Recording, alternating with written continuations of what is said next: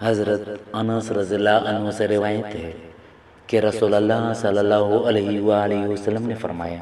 جب مسلمان کسی جسمانی آزمائش سے دوچار ہو جاتا ہے تو فرشتے سے کہہ دیا جاتا ہے اس کے وہ صالح عمل لکھتے چلے جاؤ جو وہ پہلے حالت صحت میں کیا کرتا تھا۔ اگر وہ اسے شفا بخش دے تو وہ اسے گناہوں سے پاک صاف کر دیتا ہے، اور اگر اس کی روح قبض کر لے تو اسے معاف فرما دیتا ہے اور وہ اس پر رحمت فرماتا ہے۔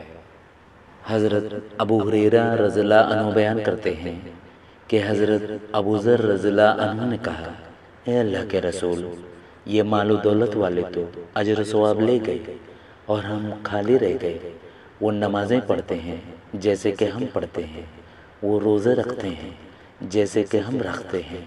اور ان کے پاس زائد اموال ہیں جو وہ صدقہ کرتے ہیں، لیکن ہمارے پاس نہیں ہے کہ صدقہ کریں۔ رسول اللہ صلی اللہ علیہ وآلہ وسلم نے فرمایا، ابو ذر، کیا میں تمہیں ایسے کلمات نہ سکھا دوں جن سے تم اپنے سے آگے بڑھنے والوں کو پالو اور پیچھے رہنے والے تمہیں نہ پا سکیں، الا یہ کہ کوئی تمہاری طرح کا عمل کرے؟ کہا، ہاں اے اللہ کے رسول۔ آپ نے فرمایا، ہر نماز کے بعد 33 بار اللہ اکبر، 33 بار الحمدللہ اور 33 بار سبحان اللہ کہا کرو، اور ان کا اختتام لا الہ الا اللہ وحدہ لا شریک لہ لہ الملک ولہ الحمد